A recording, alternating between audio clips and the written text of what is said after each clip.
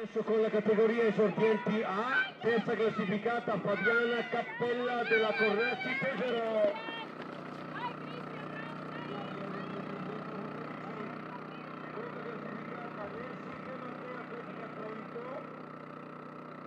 Le nostre esordienti categoria A. Dai Francesco! Dai Riccardo! Dai Cristian! Dai, Francesco! Bene Francesco, vai! Dai Francesco! Il nostro parcheggio era, non si ricorda, in zona camping. Tranquillo, Iose, tranquillo! Dai, Gabri! Vai, Lele!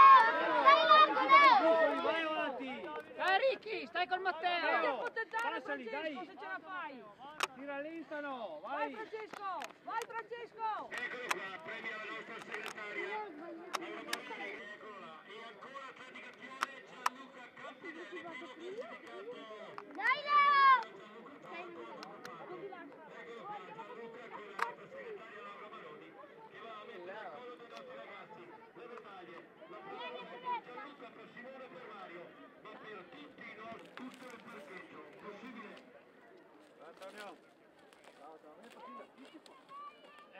Qualche 5 minuti, dai. Il tempo bello che è. E qui in segreteria, se avete bisogno, potete venire a ritirare.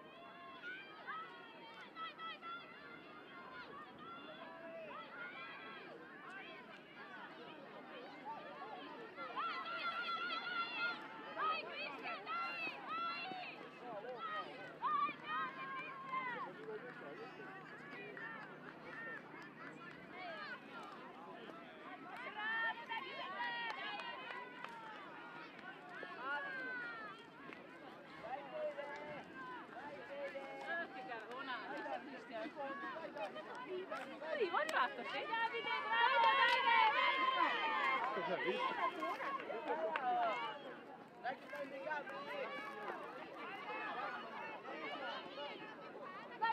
bravissimo! Dai,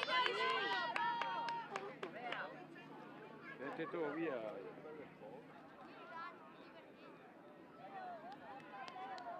E allora qua sono arrivati i miei atleti della categoria ragazzi, per loro un giro completo, 1000 metri del nostro percorso. Volevo ancora ricordare, Vai così! veniva suggerita questa situazione di gara, che i nostri genitori